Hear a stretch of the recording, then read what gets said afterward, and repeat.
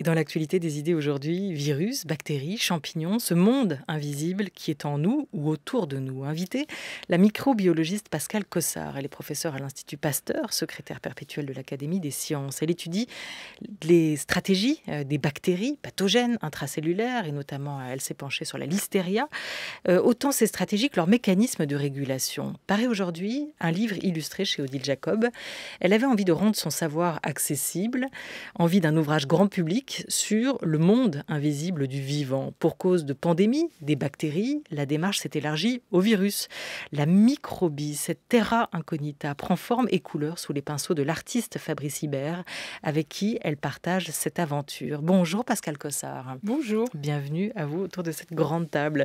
Ça fait plus d'un an maintenant qu'on vit effectivement au rythme d'un virus, de ses variants, des vaccins, ARN ou pas, en plus de l'hiver et de ses microbes traditionnels. Jusqu'ici, domaine presque réservé des chercheurs de l'Institut Pasteur, en tout cas dans nos imaginaires. Ce monde invisible, nous devons soudain tous cohabiter avec lui. D'un coup, il s'est imposé à nous, il nous oblige. Qu'est-ce qui s'est passé ? Non, il a toujours été là. Il a toujours été là, mais on l'ignorait. Ou alors, on savait qu'il était là et on ne comprenait pas à quoi il servait. Et c'est vrai que cette pandémie a stimulé beaucoup de questionnements et que, parce que j'en avais, j'ai voulu vraiment essayer de répondre aux questions qu'on me posait tous les jours. Et comme vous venez de le dire, non seulement parler des bactéries, mais parler de tous ces micro-organismes qui vivent autour de nous. On en dit beaucoup de bêtises au quotidien depuis un an, dans les médias ou dans les conversations sur ce virus. Il y a des choses essentielles qu'on n'a pas comprises, même dans la définition de ce qui se joue aujourd'hui avec lui. Non, on ne dit pas trop de bêtises. On ne définit pas exactement ce que c'est qu'un virus, on ne définit pas exactement ce qu'il fait, et du coup, on ne comprend pas exactement ce qui s'est passé cette fois-ci, on ne comprend pas pourquoi il s'est disséminé à cette vitesse incroyable. Donc c'est tout ça que j'aimerais bien faire comprendre aux gens, c'est-à-dire que un virus, ça n'est pas une bactérie, et ça j'insiste là-dessus, c'est un espèce de pirate qui vient dans vos cellules, qui se multiplie, mais quand il est tout seul, il ne peut rien faire. Vous le laissez sur une table, il ne peut rien faire.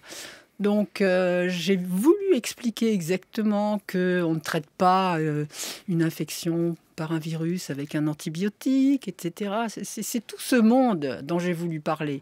Mais non seulement le monde des agents infectieux, mais aussi tout le monde des microbes qui ne sont pas infectieux. Toutes ces bactéries, toutes ces levures, tous ces petits organismes qui participent à notre vie quotidienne. Et vous le rappelez, les virus ne sont pas des microbes, ce ne sont pas des organismes vivants. Leur taille ne change pas. Mais ils ont quand même rejoint cette grande famille parce qu'ils provoquent des maladies. C'est comme ça qu'on les perçoit, en tout cas aussi dans le langage courant, comme les bactéries. Et les microbes sont des organismes vivants qui jouent eux, en revanche, un rôle important dans nos vies, dans nos corps, mais aussi pour la planète. Ils ne sont pas simplement pathogènes. On y revient. Il y a des archives, Pascale Cossard, qui nous parlent au-delà des époques. Dans la voix de cet homme fébrile et fier à la fois, on retrouve l'espoir et la crainte que suscitent encore, et entre autres, les vaccins. On va écouter Joseph Mester. Il est le premier homme vacciné contre la rage par un certain Louis Pasteur. C'était en 1885. À cette époque, M. Pasteur avait beaucoup d'ennemis, surtout dans le monde médical. Dans les hôpitaux, on refusait de me donner son adresse et l'on voulait me garder pour me soigner.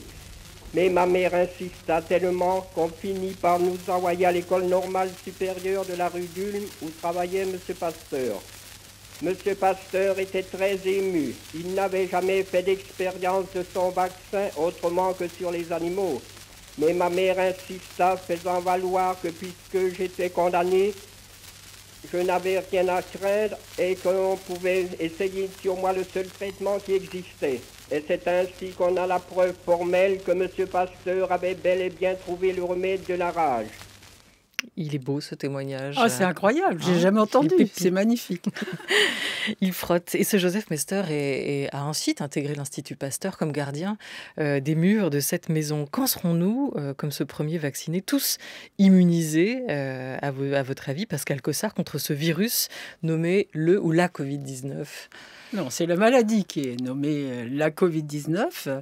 On sera vaccinés, je l'espère qu'on le sera tous, ou en tout cas en France, on le sera sans doute tous d'ici la fin de l'année. Mais ce qui est important, c'est qu'on le soit tous au niveau de la planète. On s'est bien aperçu que c'était un virus qui traversait les frontières, qui traversait les océans. Et donc, le grand problème à l'heure actuelle, c'est donner l'accès au vaccin à toutes les populations du monde. Vous finissez votre livre sur Pasteur, cet homme dont on n'a pas oublié le nom, mais par quoi on ne sait pas pourquoi. Pourquoi est-il si connu aujourd'hui? Qu'est-ce qu'il a inventé? Qu'est-ce qu'il a créé? Qu'est-ce qu'il a découvert? Alors Pasteur, c'est un homme assez extraordinaire parce qu'au départ, il était chimiste, donc il s'était intéressé aux molécules. Il s'est aperçu que chaque composant biologique, en général, peut exister sous plusieurs formes, disons, géométriques. Et il s'est aperçu que ces formes géométriques étaient choisies par les micro-organismes quand elles se nourrissaient, par exemple, quand ils se nourrissent, par exemple. Donc, il a commencé à s'intéresser aux molécules, puis s'est intéressé aux organismes qui mangeaient ces molécules ou qui les utilisaient, par exemple, pour faire des fermentations. Et puis de là, ayant découvert qu'il y avait des micro-organismes qui s'intéressaient aux molécules, il s'est intéressé à d'autres micro-organismes, ceux qui ne devraient pas être à l'endroit où ils sont. Et il a, au fur et à mesure de sa carrière, il a élargi son champ d'action. Il a élargi son champ d'action, par exemple, à des micro-organismes qui ne devraient pas être dans le vin. Il a élargi son champ d'action à des micro-organismes qui contaminaient les cultures c'est pas vraiment les cultures, l'élevage des vers à soie. Il est allé de fil en aiguille vers les animaux et ensuite vers les hommes. Donc c'est quelqu'un qui a élargi son champ d'action et qui a ouvert des portes sur différentes facettes, disons, de la microbiologie. Après s'être intéressé aux microbes, eux-mêmes, Pasteur se passionne ensuite pour la lutte contre les microbes. Exactement. Vous avez suivi le même parcours que lui, la même trajectoire? C'est un hasard. C'est vrai que je suis chimiste au départ et que je me suis intéressée à une bactérie qui peut ou ne pas être pathogène, Escherichia coli. Et puis je me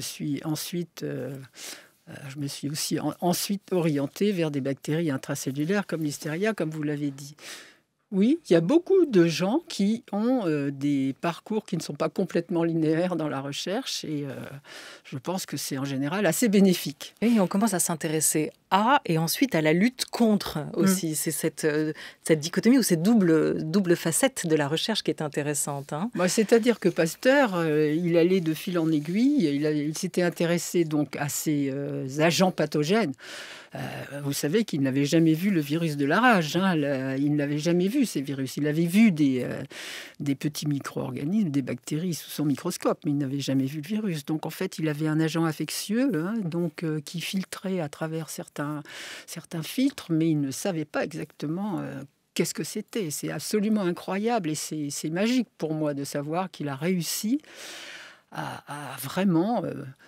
réussi à vacciner ce petit Joseph Meister, quoi. Et ce qu'on apprend aussi en vous lisant, Pascal Cossard, c'est que Louis Pasteur essaye de lutter d'abord contre le choléra des poules et qu'il va démontrer, et on comprend l'importance des vaccins et ce qui se joue avec un vaccin encore aujourd'hui, qu'on peut vacciner avec des germes virulents rendus inoffensifs. Vous dites qu'il les qualifie d'atténués. Oui. Ça, c'est le principe actif du vaccin?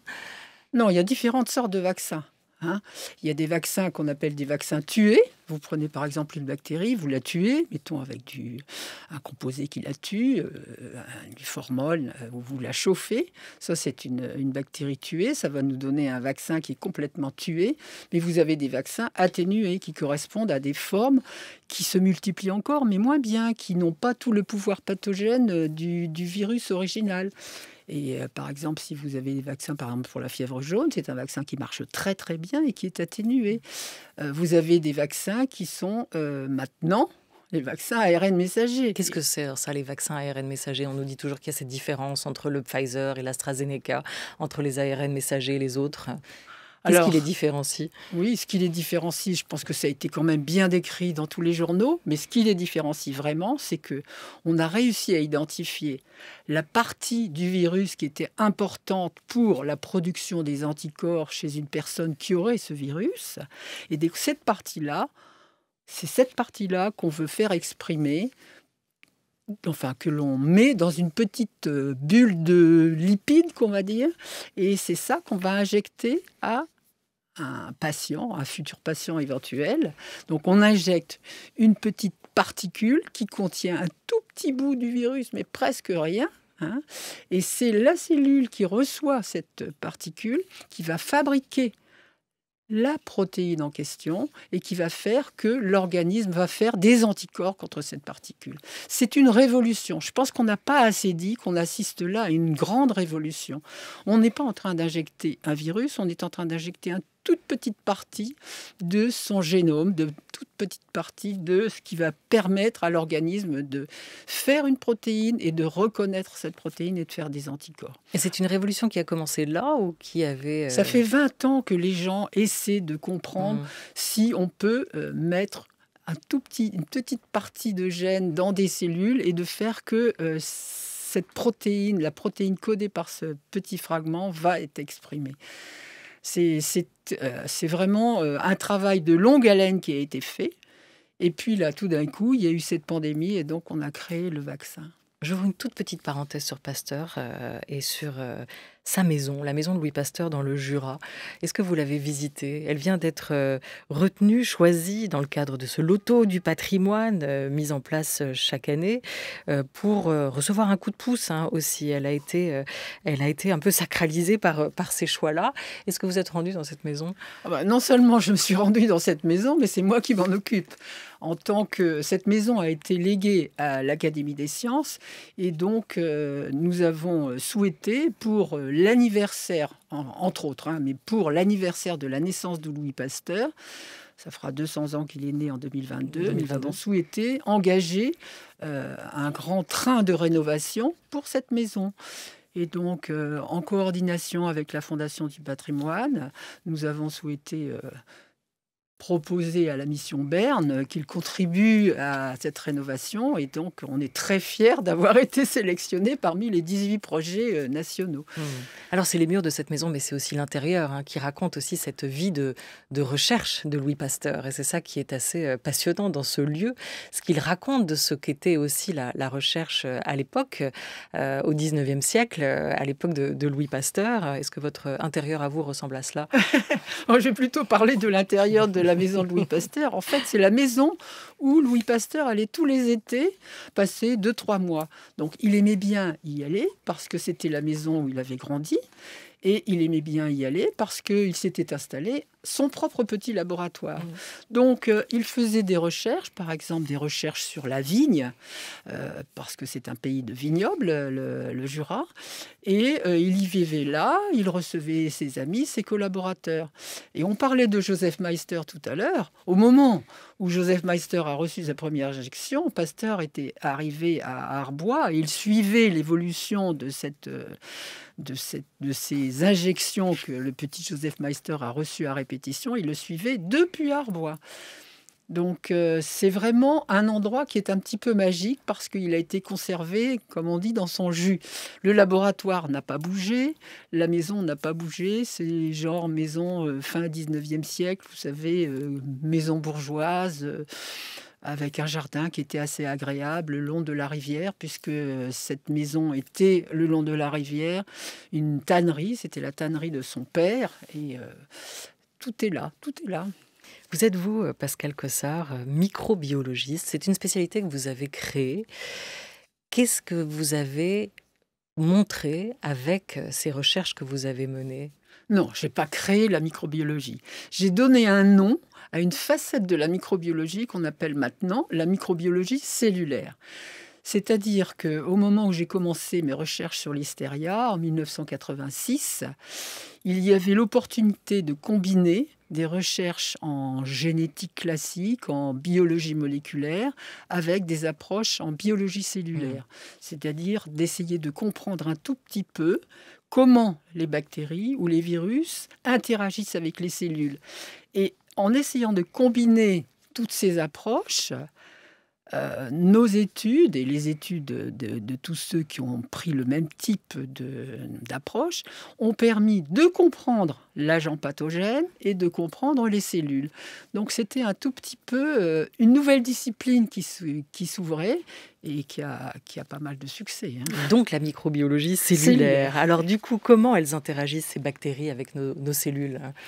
Alors, il y a des bactéries qui vivent en parfaite symbiose, et puis il y a des bactéries qui sont pathogènes. Et dans une des questions que je pose dans le livre, c'est pourquoi y a-t-il des bactéries qui sont pathogènes et des bactéries qui ne sont pas pathogènes ? Exemple, il y en a qui injectent des toxines. Il y a des bactéries qui injectent des toxines. Bon. Il y a des bactéries qui sont pathogènes parce qu'elles rentrent dans les cellules et elles vont pirater tout ce qui est là. Elles vont un tout petit peu endommager la cellule.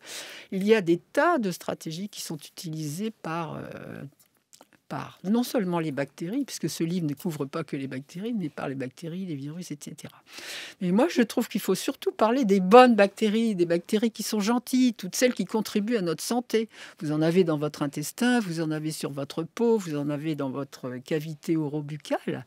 Et toutes ces bactéries, elles vous aident à lutter contre les intrus, mais elles vous aident aussi, par exemple, à fabriquer des vitamines, à faire qu'il y a vos cellules qui sont stimulées à bas bruit. Elles sont stimulées à fabriquer des défenses immunitaires. Elles sont stimulées, ces cellules, à fabriquer des neurotransmetteurs. On sait que une alimentation peut mener à des changements d'état psychologique. C'est-à-dire que on ne sait pas encore bien, mais on est vers ces notions-là que certaines alimentations peuvent stimuler le cerveau à vous rendre, de bonne humeur ou de moins bonne humeur. Et alors, ces petites bactéries, en plus, elles ont des sortes de petits capteurs qui leur permettent de communiquer entre elles. C'est une des questions que vous posez dans ce livre. Oui, et qu'on se pose tous, c'est qu'est-ce qu'elles se disent quand elles se croisent ? Ah, mais il y a des bactéries qui s'envoient des signaux. Et ça, je crois que c'est très important. Les gens ne se rendent pas compte que les bactéries vivent en grandes assemblées et elles s'envoient des signaux et elles se disent « je te reconnais, je ne te reconnais pas ». Si elles ne reconnaissent pas. Et vous allez dire à quoi ça sert ? Ça sert qu'elles peuvent agir en groupe.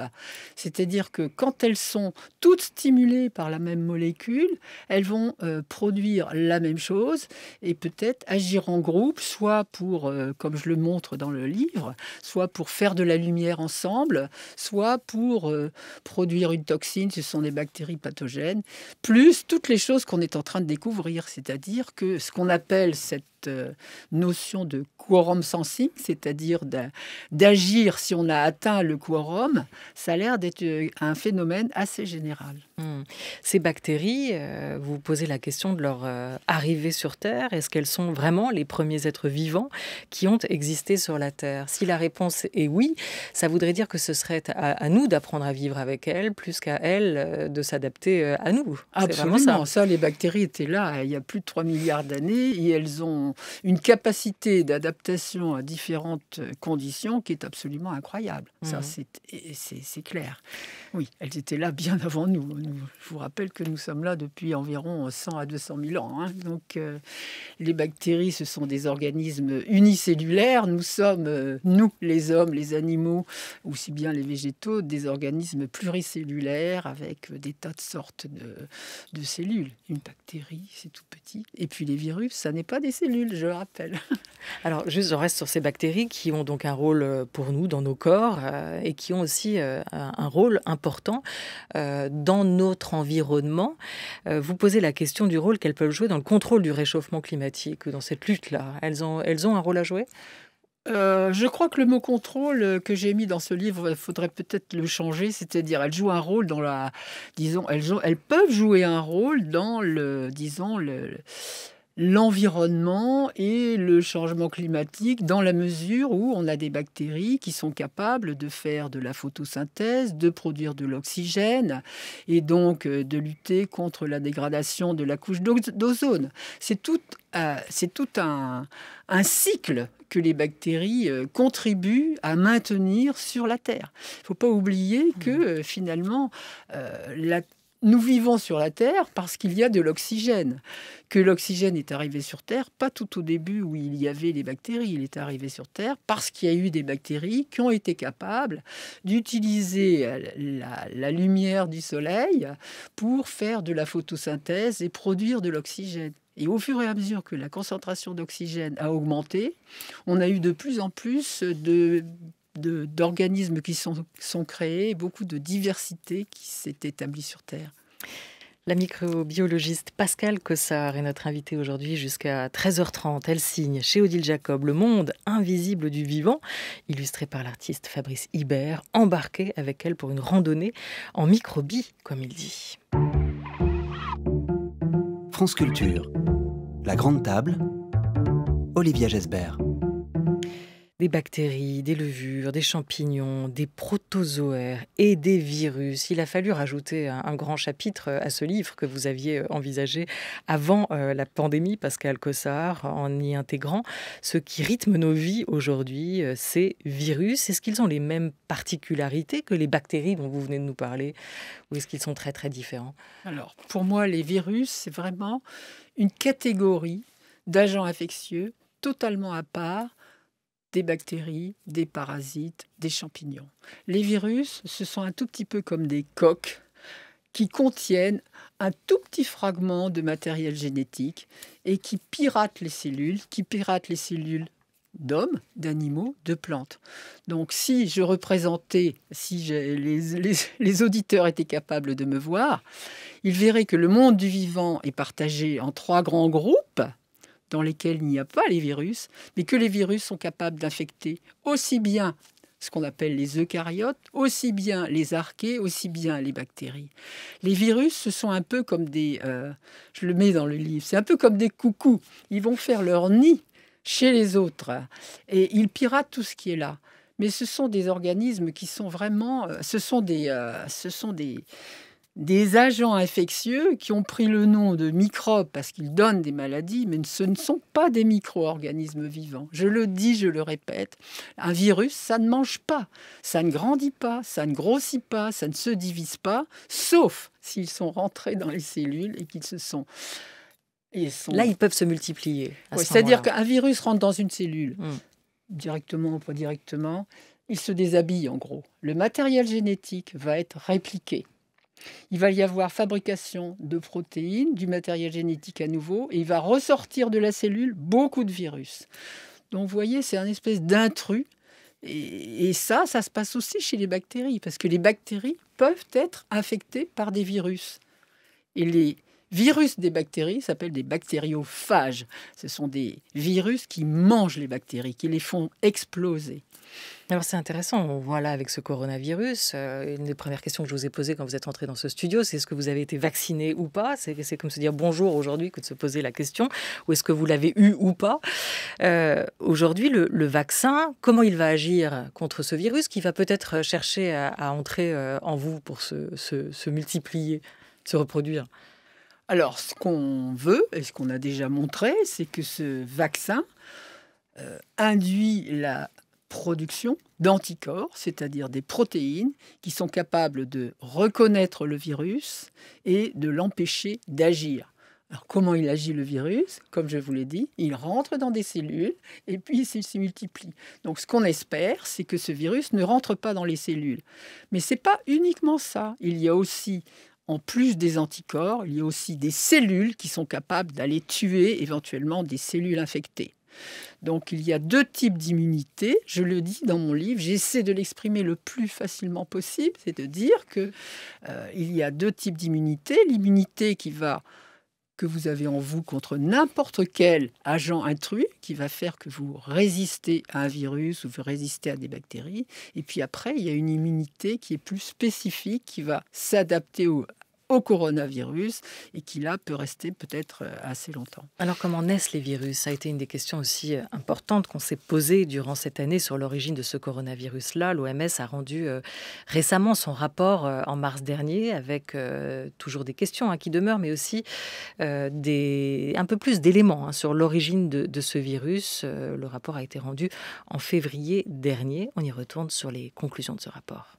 Ce fut une très longue conférence de presse avec des représentants de scientifiques chinois et de scientifiques, les experts de l'Organisation mondiale de la santé. Pas d'énormes révélations, mais beaucoup de confirmations et beaucoup toujours de questions sur l'origine de ce virus. D'abord sur la pandémie, ça a bien commencé au mois de décembre à Wuhan. On pensait qu'il y avait un foyer principal, ce premier foyer, le marché aux poissons, le marché de Huanan. Eh bien, il se trouve, selon les experts, qu'il y avait plusieurs foyers dans la ville. Comment le virus est arrivé sur ces marchés? Eh bien, possibilité d'animaux sauvages, possibilité d'animaux d'élevage ou possibilité encore de produits congelés. Comment le virus est passé de l'animal à l'homme et quel animal? La chauve-souris est toujours pointée du doigt comme le pangolin, suspect numéro 1, mais il pourrait y avoir d'autres animaux porteurs comme des félins ou encore des visons. Enfin, à l'unanimité, ce virus est bien d'origine naturelle, aucune possibilité de fuite d'un laboratoire, à l'unanimité pour tous ces experts, un virus donc naturel. Voilà, un virus naturel, ça semble être la grande découverte pour ceux qui pensent qu'il aurait peut-être été bricolé, fabriqué en labo, Pascal Cossard. Non, je pense que quand on fabrique un virus, il y a des traces. Il y a les traces des manipulations génétiques qu'on a faites pour, par exemple, changer un petit fragment pour un autre, etc. De ce côté-là, je pense que c'est clair que ce n'est pas un virus qui a été fabriqué. Mais ce qui est intéressant, c'est de savoir quelle est l'origine des virus. Tout à l'heure, vous avez dit que les bactéries sont là depuis plus de 3 milliards d'années. Les virus, ils sont là depuis très très longtemps parce que ce sont des entités qui sont tellement plus petites, tellement plus... beaucoup plus petite qu'une bactérie. C'est-à-dire qu'une bactérie, elle a un génome qui fait 3000 kilobases et un virus, c'est tout petit. Et donc, si vous voulez, je pense que fabriquer à partir de molécules initiales un virus, c'est beaucoup plus facile que de fabriquer une bactérie. Mais je ne peux pas vous dater l'arrivée des virus. Je pense qu'ils étaient là pratiquement au même moment que les bactéries. Les virus, mais celui-ci, ça veut dire qu'il existait déjà? Ah oui, mais on connaît les coronavirus existent depuis des années. On sait qu'il y a des coronavirus qui donnent des petits rhumes. Hier, j'entendais une conférence sur le fait qu'on les avait repérés, on les avait classés, ces virus qui donnent des rhumes tous les hivers. Donc, c'est pas ce virus-là, il est nouveau parce qu'il est passé d'un organisme, la chauve-souris, à l'homme, et que là, il est beaucoup plus méchant, c'est-à-dire qu'il n'est pas adapté à l'homme et donc il attaque, on peut dire. Et les variants, qu'est-ce que c'est dans tout ça alors? Les variants? Ouais. Mais ça, c'est très simple, c'est-à-dire que vous avez votre virus qui est donc, comme je vous le disais, une coque avec à l'intérieur un petit peu de matériel génétique. Bon, il y a des petits changements qui font que ce variant va avoir sur sa surface les moyens de mieux s'adapter aux cellules. Et donc, comme il s'adapte mieux, eh bien, il se dissémine mieux. Et voilà. On doit apprendre à vivre probablement avec ces virus et celui-ci notamment. Et pourtant, on doit aussi apprendre à s'en protéger. Récemment, vous avez signé au début de l'année une tribune qui demandait une accélération de la vaccination. Qu'est-ce qui s'est passé? Pourquoi on a été trop lent en la matière? Et pourquoi il est urgent d'agir? Non, on n'a pas été si lent que ça, mais parce que... Non, attendez, il y a 2 étapes. On a été très rapide pour fabriquer un virus, et ça, je pense que pour fabriquer le vaccin, ça, c'est absolument extraordinaire. J'insiste là-dessus. C'est qui le on? Le on, c'est-à-dire que là, pour le moment, si on parle de Pfizer-BioNTech, c'est incroyable la façon dont, à partir de la séquence du virus qui était publiée en janvier 2020, ils ont réussi à sortir un vaccin fin novembre début décembre. Donc ça, c'est une révolution. J'insiste là-dessus, parce qu'on n'a pas assez parlé de ça. Ce qui était un tout petit peu plus lent, ça a été la mise en route de la vaccination, et la vaccination pour tous, on va dire. Et ça, c'est parce que les stocks, il fallait qu'ils arrivent, il fallait qu'on mette en place toutes les méthodes de vaccination, il fallait qu'on donne accès aux gens à la vaccination. Et c'est là où on a voulu vraiment motiver les politiques pour qu'on dise qu'on pouvait vacciner.